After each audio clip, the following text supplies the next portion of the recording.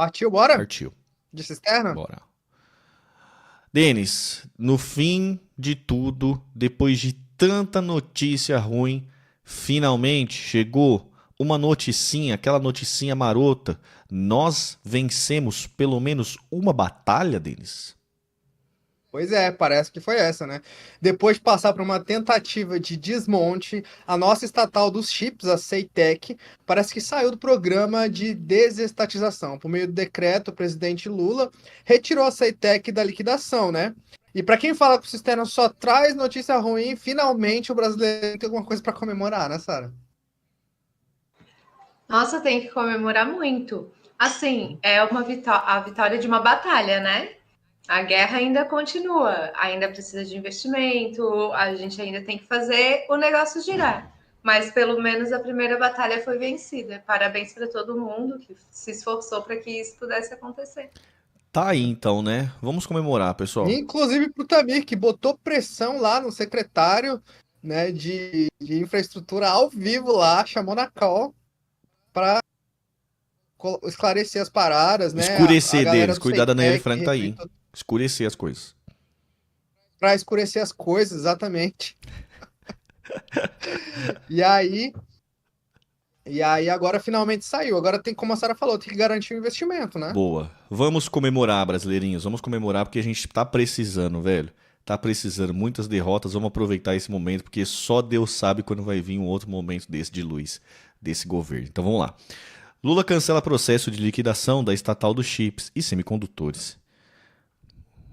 O presidente Lula do PT assinou decreto que cancela o processo de dissolução societária do Centro Nacional de Tecnologia Eletrônica Avançada, a CEITEC, estatal que atua na fabricação de chips e semicondutores. Publicado nesta segunda-feira, dia 6, o decreto número 11.478 tirou a estatal do Programa Nacional de Desestatização, o PND, e revogou a qualificação da empresa para o Programa de Parcerias de Investimento da Presidência da República, PPI. Criada em 2008, no segundo governo Lula e localizada em Porto Alegre, a Ceitec é uma sociedade de economia mista de capital fechado. A União tem 100% das ações da companhia, que, até o início do processo de liquidação, era vinculada ao Ministério de Ciência, Tecnologia e Inovação, e sempre foi dependente do Tesouro Nacional. De acordo com a ministra de Ciência, Tecnologia e Inovação, Luciana Santos, manter a Ceitec sob o domínio do governo garantirá o aumento da competitividade e relevância da empresa no Brasil e no mercado global. O governo petista deu início aos trabalhos para reverter o processo de desestatização em fevereiro deste ano. A estatal tem cerca de 190 funcionários, sendo mais da metade deles com formação de pós-graduação, mestrado e doutorado, que desenvolveram e requereram o registro de mais de 40 patentes, né? A fábrica atua nos segmentos de identificação animal, veicular, patrimonial e logística, pessoal, desenvolvimentos e serviços. Segundo a empresa, a produção soma mais de 130 milhões de unidades, entre elas os chips inseridos nos passaportes brasileiros. Deu no ICL, né? O ICL também aí ficou feliz com a notícia. Vamos ver aí o que o ICL falou. Quero chamar a atenção para esse decreto que o Lula assinou ontem, passou quase batido. E tem a ver com isso que eu estou falando. O papel do Estado. Os bolsonaristas estão percebendo que aquela fase do liberalismo total, vende tudo, privatiza tudo, passou. No mundo, tem muito líder de direita que defende o Estado forte, na economia, inclusive. Então, o bolsonarismo está se preparando para esse discurso. Somos de direita, mas defendemos o Estado. E olha o que o Lula está fazendo. O Lula está mexendo em muita coisa ao mesmo tempo. Decreto de Lula reverte a extinção da estatal que fabrica chips, a Ceitec, no Rio Grande do Sul. O projeto do Paulo Guedes, do Bolsonaro, era desmontar isso aqui, que é a chance do Brasil ter uma inserção na economia, na tecnologia. Isso aqui é fundamental. É o Estado. Mas deveria ser setor privado. Mas acontece que o setor privado não faz. No Brasil sempre foi assim. Quem é que industrializou o Brasil? O Estado. O Vargas. CSN, né, a própria Petrobras. Investimento do Estado. O Estado é que puxa o investimento no Brasil, inclusive em setores estratégicos. O Brasil é uma potência agrícola? Claro, tem o setor privado, tem o agro, mas tem a Embrapa. Tecnologia importantíssima. Então, reverter a extinção da Ceitec mostra que nós estamos nesse movimento de enterrar aquele liberalismo, neoliberalismo radical, Nem a direita bolsonarista parece mais acreditar nisso. Vamos ficar atentos, porque isso muda até a nossa maneira de debater com eles.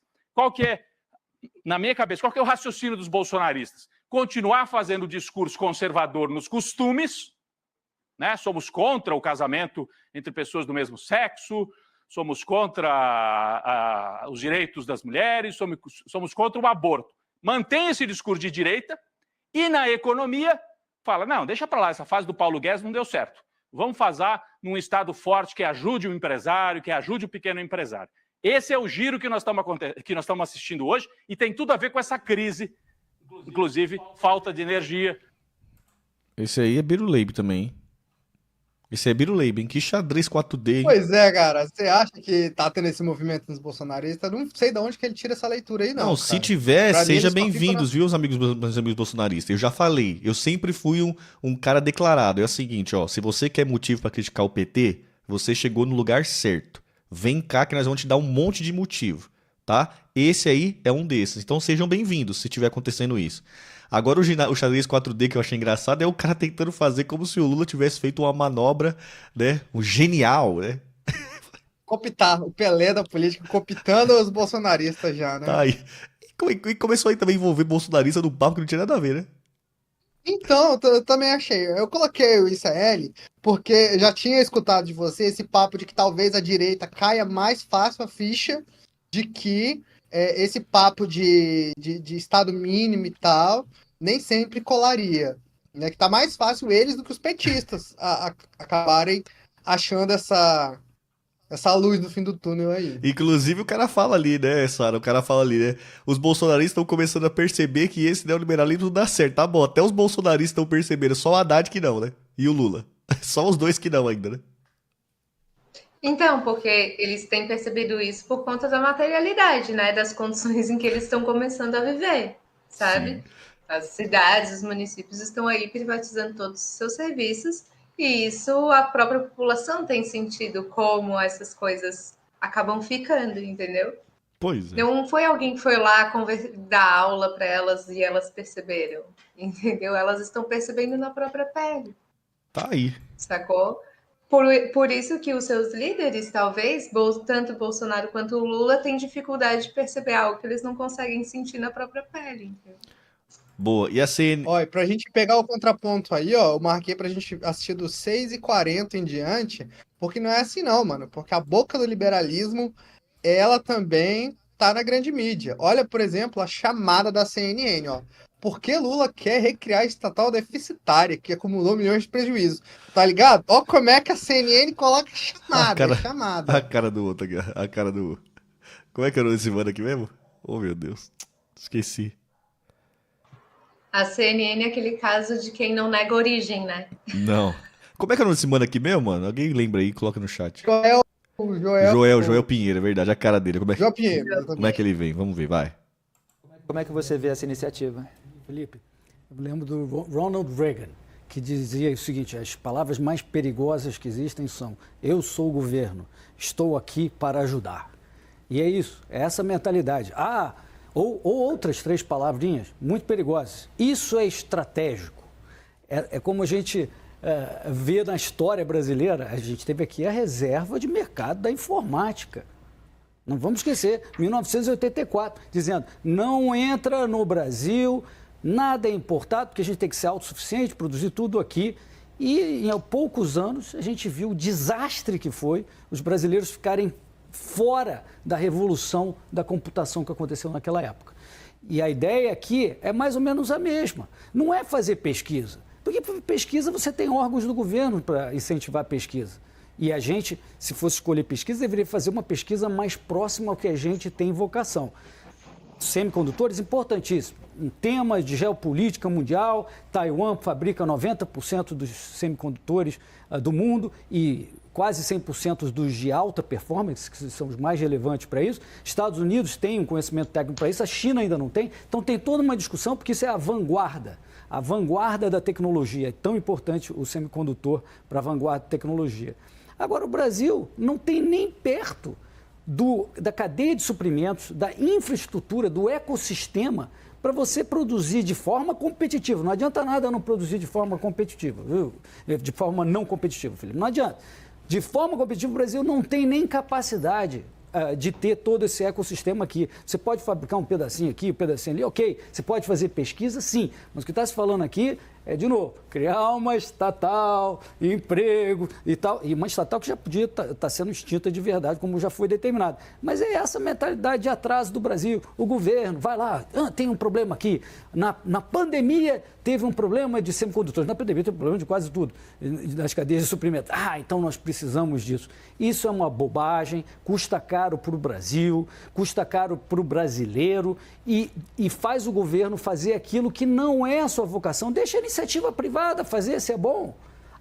Dê condições para a iniciativa privada desenvolver esse tipo de produto, se for importante, e faça uma isenção, mas o governo fazer esse tipo de pesquisa não faz sentido. Tem muitos centros de pesquisa públicos, Hélio. Deixa eu fazer um pontinho só, Raquel.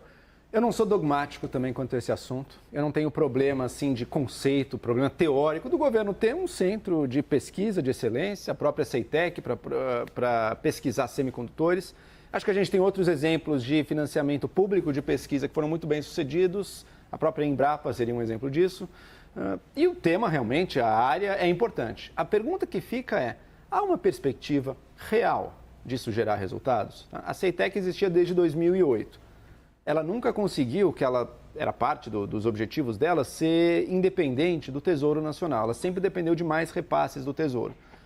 Ela não tinha entregue nada muito relevante até então.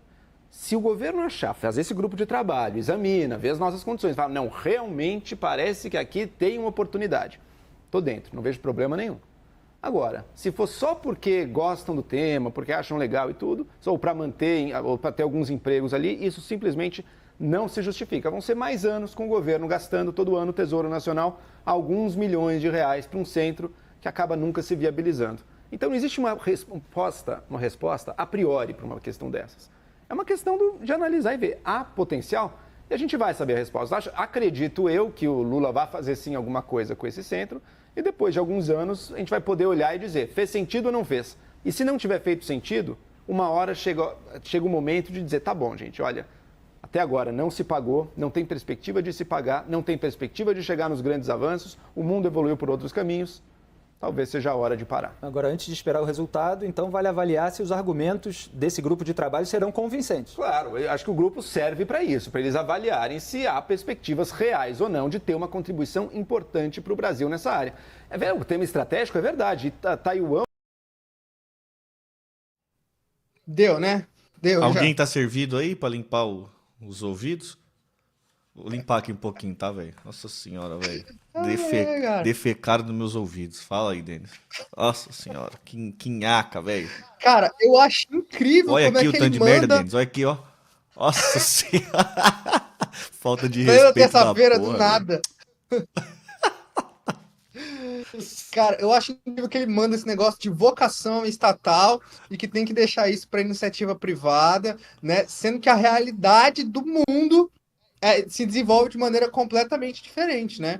Todas essas pesquisas de desenvolvimento, de chip, esse tipo de coisa, foi tudo criado com investimento estatal. Até a própria TSMC lá que ele fala na Coreia do Sul, cara, foi um puto investimento estatal, até que quando já estava só o filé, aí que eles colocaram para a iniciativa privada lucrar com essa parada, né? A gente pode até pensar o orçamento de investimento em desenvolvimento de ciência dos Estados Unidos, que a cada $100 investidos só existe 5 de retorno.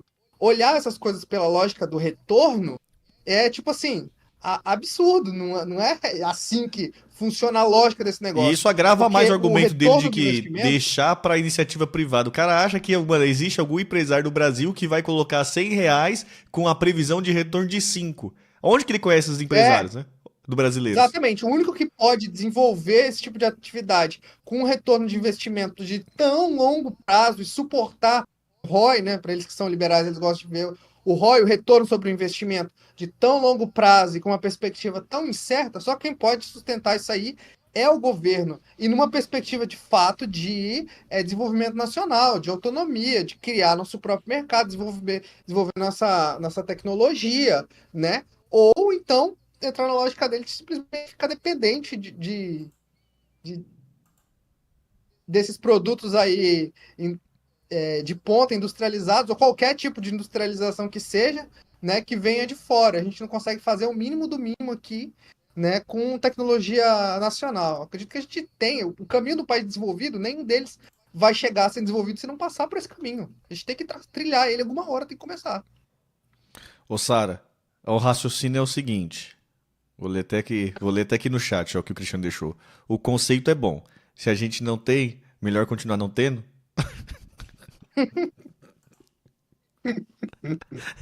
Ai, parece que o raciocínio é esse, né? Gente, vocês já falaram tudo, não tem muito o que eu acrescentar. Se vocês quiserem, eu conto uma fofoca sobre a família do Hélio Beltrão. Boa, Querem? pode contar. Fofoquinha sempre é bem-vinda. O pai do Hélio Beltrão foi ministro de vários ditadores brasileiros. Vocês sabiam disso? Não sabia, não. Foi. Ele é irmão da Maria Beltrão, a que apresentava o Estúdio I na Globo News. Gente, eu não tô dizendo que o Hélio Beltrão é igual ao pai dele, não, tá? Não misturem as coisas, cada um. Não, cada só um, mas é fofoquinha de leve, só fofoquinha, tá. Fatos históricos. Humilde. E aí, foi presidente, foi ministro de vários, acho que do Costa Silva, do Figueiredo, foi ministro desses caras aí. E também foi executivo e acionista minoritário do Grupo Ultra, na época que era presidido por um dinamarquês, agora esqueci o nome dele, que, por sua vez, gostava muito de assistir torturas nos porões do doicode. Inclusive, reza a lenda, quer dizer, não é tanto lenda, é fato histórico, pode ser considerado fato histórico mesmo, que esse cara importou a máquina que usavam para dar choque e a própria máquina leva o nome dele. Fiquem agora, durmam com esse essa, que isso.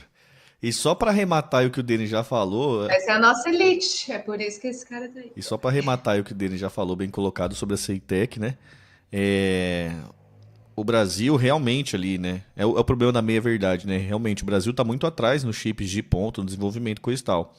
Mas, nos setores, né? Aquele negócio de você ser muito bom no nicho, em determinados nichos, e inclusive, que a CEITEC já tem projetos muito bons, que foi taxado de chip do boi de uma forma pejorativa, é os chips para controles da água pecuária, né? Isso nenhum lugar do mundo está fazendo aí, ou poucos lugares do mundo estão fazendo, e o Brasil pode ser protagonista e já está na vanguarda desse tipo de projeto, né? Eu tive a oportunidade de entrevistar lá, né, o representante dos engenheiros da Associação dos Engenheiros da CEITEC, que estava brigando por isso, e essa foi uma tecla que ele bateu bastante lá, né, que o Brasil ele pode e já tem projetos desenvolvidos em setores estratégicos ali, né, em nichos, o que pode alavancar o Brasil, né, para outro patamar dentro da negociação da geopolítica. O que falta mesmo ali, até o próprio Joel Pinheiro trouxe isso também, o que falta ali é agora, né, é a gente brigar aí para a CEITEC, todo esse investimento está dentro de um planejamento, né? Dentro de um planejamento e que a gente consiga segurar os profissionais aqui, né? Porque como esse setor é muito competitivo, a gente estava acabando perdendo muitos profissionais aí para fora. Então, um passo importante, mas a luta ainda continua, né? Acabamos de começar Pois aí. Só o último adendo aqui, eu lembro dessa entrevista que você fez, e eu vejo a visão dele assim, ó, de que não é exatamente a desse cara aí, de falar assim, nossa, vamos competir com a Intel, vamos competir, né, para fazer o Ultra Chip Mega mais poderoso, vamos fazer a GeForce, essa placa de vídeo aqui. Não é isso, cara, não é isso. É você escolher setores estratégicos, nichos de mercado, onde não se está explorando esse tipo de setor e que possa ser empregada a tecnologia e melhorias, né? Como é o caso da agropecuária aí, ou como é o caso de outros produtos lá que ele citou, né? Que não se está explorando, que não se está vendo isso aí. Eu acredito que só a inventividade, a imaginação do brasileiro aplicada nesse tipo de coisa pode criar, e eu acredito que tem potencial de criar uma tecnologia disruptiva aí, que de repente, do nada, a gente vai ver. Eu lembro que durante a pandemia, eles criaram um chip lá para identificação, né, do Covid, rastreio, né? Só que não teve investimento para ser implementado, porque eles poderiam ter ajudado, auxiliado durante o tempo da Covid. E não foi feito isso aí. Eu não lembro exatamente como é que era o funcionamento, mas eles tinham um dispositivo para poder auxiliar no tempo da Covid. E não teve investimento para fazer, simplesmente porque ela estava sendo desmontada. Sim. A verdade é que no mundo que a gente vive hoje e a projeção de mundo que a gente ainda quer trilhar, não existe ausência de mercado para esse setor. Pelo contrário. Entendeu? Muito pelo contrário, as possibilidades são quase que, vulgarmente falando, infinitas, entendeu? Sim. Então, e tem... os comentários aí desses jornalistas aí... E pior que tem assim... É muito vira-latismo, né? Não. Vocês não ficam pensando assim, meu Deus, como pode ser vira-lata desse jeito? Mas o que... Aí é que tá, Denis. O que se pode fazer quando uma pessoa vem de um contexto em que até a máquina de tortura é importada? Não dá para esperar muita coisa, entendeu? E assim, Putz, agora... tem vários tipos de chips de complexidade que já está aí, baixa complexividade, que já está aí inserido na vida de maioria não, de uma quantidade absurda de brasileirinhos que, mano, a Ceitec também consegue dar conta. Por exemplo, chip do sem parar, é uma coisa que muita galera usa também, que é um chip de baixa complexidade, a Ceitec já faz esse tipo de coisa. Um outro também que funciona, que o Brasil importa, tá? Importa isso, da Europa. É o chip de cartão de crédito. Manjo de aproximação. Tá importando essas porcarias de tudo de fora, sendo que poderia estar aqui, gerando emprego aqui, né? Até produzindo os outros empresários aqui. Porque na cabeça desse povo, eles acham que a iniciativa privada, uma empresa igual a Ceitec, tá roubando o lugar de um empresário, coisa. Quando na verdade não. Né? A gente não vive na Idade da Pedra nem no feudalismo não, viu, gente? É assim, a empresa cria um mercado estatal, vai se criando um monte, uma parafernália de empresas privadas embaixo que são fornecidas e atendidas pelaquela estatal. Quantas empresas privadas tem ao redor de uma Petrobras? Infinitas, tem muitas. Tira a Petrobras dali, você vai ver o tanto de empresas privadas que morrem, que fornece algum tipo de material para a Petrobras. Então, assim, tem que parar com essa estupidez, tá ligado? E pior que essa estupidez tá pegando em jovem, mano. Tá pegando em jovem. É muito aquele negócio assim, né? Se você perceber, ter um amparo de uma estatal, né, para fazer um item que basicamente é um item básico para desenvolvimento de qualquer tipo de produto a ser consumido, né? Então, esse tipo de empresa faz com que o estado da arte se aproxime mais, sabe? A classe média, pelo menos, reduz a distância da classe média ao acesso daquilo que está em estado de arte já. Total. Entendeu? Então, os empresários, de maneira geral, quando eles vão criar um produto, eles têm que considerar todos os custos. Se você tem um componente sendo fabricado aqui, desenvolvido aqui, torna muito mais barato você colocar em prática aquilo que, no teu espírito empreendedor, criativo e inovador, quer criar e colocar em prática. Tudo pode ser pago num sem parar da vida, entendeu? Você pode ter estacionamentos que você não precisa mais passar em guarita, entendeu? Pode fazer tudo isso eletrônico, entendeu? Tudo. Imaginar que toda a vida pode ficar automatizada em termos de pagamentos, pelo menos. Nossa, são infinitas também as possibilidades. Tem um exemplo muito bom que eu sempre gosto de usar, a experiência, por exemplo, coreana, né? A sul-coreana.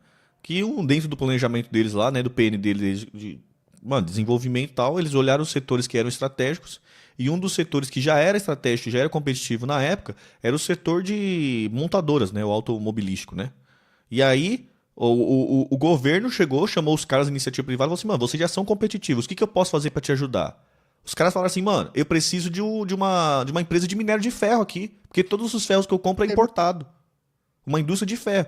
Aí o governo falou, não, tá bom, eu vou fazer a estatal para vocês aqui, que vocês vão comprar o ferro daqui, agora. Nem que seja subsidiado. Então, assim, a última hipótese é nem que seja subsidiado, ó, mesmo assim ainda é muita vantagem pro povo brasileiro, né? Uma Ceitec subsidiada. E vamos também, mano, colocar a questão de proporção, né, gente? Se os caras colocarem 100 milhões de reais, tá ligado? Na Ceitec, gente, 1 bilhão são 1.000 milhões.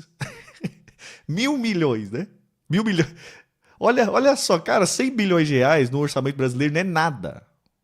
100 milhões de reais não é nada, tá ligado? Verdade.